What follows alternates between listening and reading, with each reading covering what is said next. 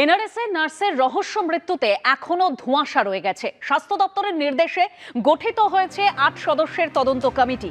তদন্ত কমিটির মাথায় ফরেনসিক মেডিসিনের বিভাগীয় প্রধান রয়েছেন। আগামী ৭ দিনের মধ্যে রাজ্যের স্বাস্থ্য শিক্ষা অধিকর্তাকে পূর্ণাঙ্গ রিপোর্ট দেবে এই কমিটি। নার্সের রহস্য মৃত্যুতে নজর এবার গাইনি সিবি বিল্ডিং এর অ্যান্টিনেটাল ওয়ার্ডের সিসিটিভি ফুটেজে।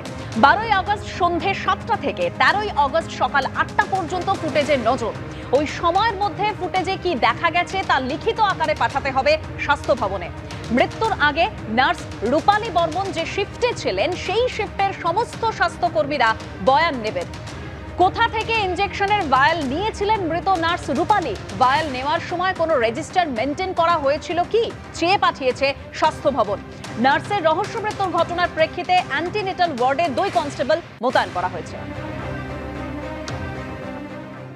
সিসিটিভি ফুটেজ পাওয়া গেছে, কি পাওয়া গেছে আমি জিজ্ঞেস করলে উত্তর দেবো না, কেন এখন তদন্ত চলছে। সিসিটিভি ফুটেজ উদ্ধার করা হয়ে গেছে।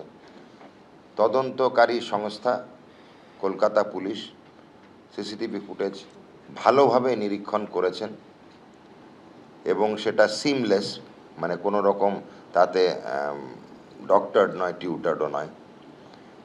ময়নাতদন্ত রিপোর্ট হয়ে গেছে, রিপোর্ট পেশ করা হয়ে গেছে।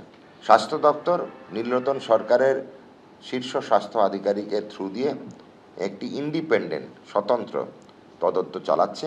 সেই তদন্ত রিপোর্ট 7টি ওয়ার্কিং দিনের মধ্যে স্বাস্থ্য ভবনে আসবে।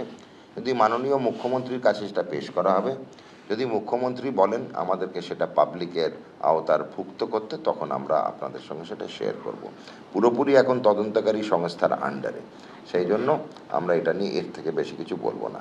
দুটো জিনিস, গতকালের থেকে আজকে সিসিটিভি ফুটেজ উদ্ধার করা হয়ে গেছে, অনেক আগে, অনেক আগে। ময়নাতদন্ত গতকালই শেষ হয়ে গেছে।